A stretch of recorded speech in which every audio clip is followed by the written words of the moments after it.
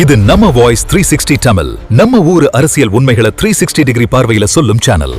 இங்க பேசப்படுவது உண்மை மட்டும். சினிமால இருந்து அரசியலுக்கு வர்றது தமிழ்நாட்டுக்கு ஒன்னும் புதுசில்ல.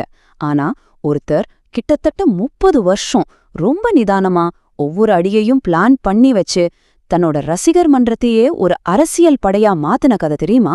அதுதான் இப்போ நம்ம பார்க்க போறோம். வாங்க நடிகர் விஜயோட இந்த மெகா ப்ராஜெக்ட கொஞ்சம் அலசி பாப்போம். எல்லாமே ஆரம்பிச்சது ஒரு பெரிய சர்ப்ரைஸ்ல இருந்துதான். வருஷம் 2021 தமிழ்நாட்டுல உள்ளாட்சி தேர்தல் நடக்குது. டிஎம்கே அதிமுகன்னு பெரிய தலைகளுக்கு நடுவுல யாருன்னே தெரியாத ஒரு புது சக்தி வினர்ஸ் லிஸ்ட்ல திரும்ப திரும்ப வந்துகிட்டே இருந்துச்சு. அவங்க ஜெயிச்சது 1-2 சீட் இல்ல, 100க்கும் மேற்பட்ட இடங்கள். அடேங்கப்பா, தமிழ்நாட்டோட சீனியர் அரசியல்வாதிங்க கூட எதிர்பார்க்காத இந்த வெற்றி எல்லாரையும் ஒரு நிமிஷம் யோசிக்க வச்சது. ஜெயிச்சது யாரு? அது ஒரு அரசியல் கட்சியே இல்ல, அது நடிகர் விஜயோட ரசிகர் மன்றம். ஆனா இங்கதான் ஒரு ட்விஸ்ட். விஜய் அவங்கள நேரடியா சப்போர்ட் பண்ணவே இல்ல. அப்போ எப்படி இது சாத்தியமாச்சு? இந்த கேள்விக்கு பதில் வேணும்னா நாம சரியா 30 வருஷம் பின்னாடி போகணும். வாங்க போலாம். பாருங்க, இந்த வெற்றிங்கிறது ஒரு ஓவர் நைட் சக்சஸ் கிடையாது. இதுக்கு பின்னாடி ஒரு 30 வருஷம் உழைப்பு, ஒரு பக்காவான மாஸ்டர் பிளான் இருக்கு. அந்த பிளானோட மாஸ்டர் மைண்ட் யாருன்னு கேட்டிங்கன்னா அது வேற யாரும் இல்ல, விஜயோட அப்பாவும் பிரபல டைரக்டருமான S.A. சந்திரசேகர் தான். ஆமாங்க, விஜயோட இந்த அரசியல் பயணத்துக்கு அஸ்திவாரம் போட்டதே அவரோட அப்பாதான். SAC, அதாவது S.A. சந்திரசேகர். அவரை பத்தி சொல்லணும்னா அப்போ இருந்த சிஸ்டத்துக்கு எதிரா ரொம்ப போல்டான சமூக பிரச்சனைகளை மையமா வச்சு படம் எடுக்கிறதுல அவர் ஒரு கில்லாடி. அவர் தன்னோட மகன் விஜய 1992ல ஹீரோவா அறிமுகப்படுத்துறாரு. அந்த படத்தோட பேர் என்ன தெரியுமா? நாளைய தீர்ப்பு. என்ன ஒரு டைட்டில் பாருங்க. அப்போ அது வெறும் சினிமா டைட்டிலா தெரிஞ்சிருக்கலாம். ஆனா வருஷங்கள் கழிச்சு பார்க்கும்போது அது ஒரு தீர்க்க தரிசனமான வார்த்தையா மாறிடுச்சு.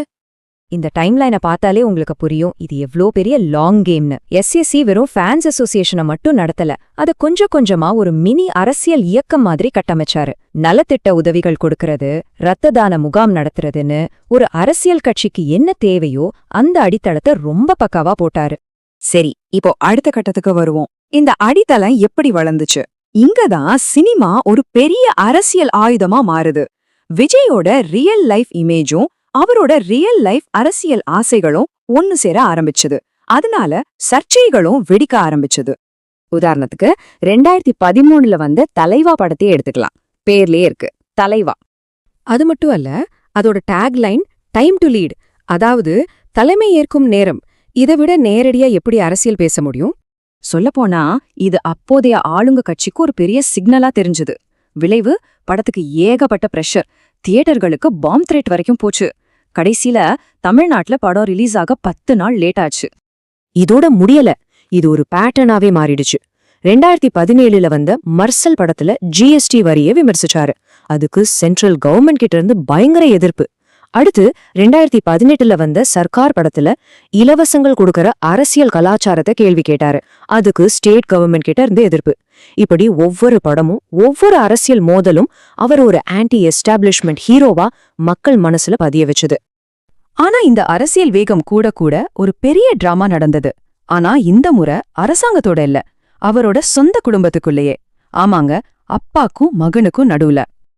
இங்க என்ன நடக்குதுன்னா, 2021ல SAC அகில இந்திய தளபதி விஜய் மக்கள் இயக்கத்தை தேர்தல் ஆணையத்துல ஒரு அரசியல் கட்சியா பதிவு செய்ய முயற்சி பண்றாரு. ஆனா இதுக்கு விஜய் கிட்ட இருந்து கிரீன் சிக்னல் வாங்கல. இத கேட்டதும் விஜய் ஷாக் ஆயிட்டாரு. உடனே ஒரு அறிக்கை விடுறாரு. எனக்கும் அந்த கட்சிக்கும் எந்த சம்பந்தமும் இல்ல, யாரும் அதுல சேராதீங்கன்னு சொல்றாரு. அதோட நிக்கல, தன்னோட அப்பா அம்மா உட்பட 11 பேர் மேல தன்னோட பேரை பயன்படுத்தக்கூடாதுன்னு கேஸ் போடுறாரு. கடைசியில SAC அந்த கட்சியா கலைச்சிட்டதா கோர்ட்ல சொல்றாரு.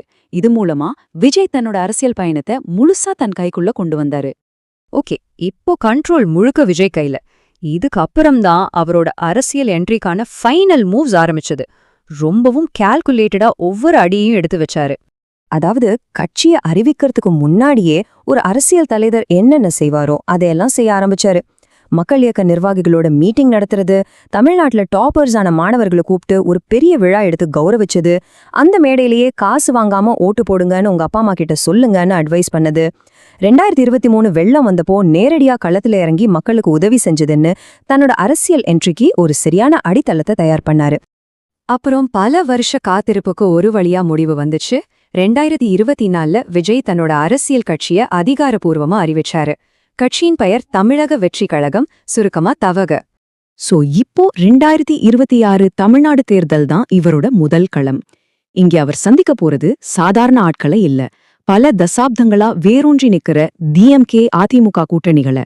இவங்களுக்கு நடுவுல ஒரு வலிமையான மூன்றாவது அணியை உருவாக்குறது தான் விஜயோட டார்கெட். ஆனா இது ரொம்ப ரொம்ப கஷ்டமான ஒரு சவால். ஏன்னா இதுக்கு முன்னாடி பல ஜாம்பவான்கள் முயற்சி பண்ணி தோத்து போன இடம் இது. ஆஹா, எல்லாத்தையும் சுத்தி பார்த்தா கதை எங்க ஆரம்பிச்சதோ அங்கேயே வந்து நிக்குது. 32 வருஷத்துக்கு முன்னாடி நாளைய தீர்ப்புங்கிற படத்துல அறிமுகமான ஒரு நடிகர் இப்போ நிஜமாவே மக்களோட தீர்ப்புக்காக காத்துக்கிட்டு இருக்காரு. இந்த புதிய தலைவர் தமிழ்நாடோட அரசியல் ஸ்கிரிப்ட மாத்தி எழுதுவாரா இல்லையா? காலந்தான் இதுக்கு பதில் சொல்லணும்.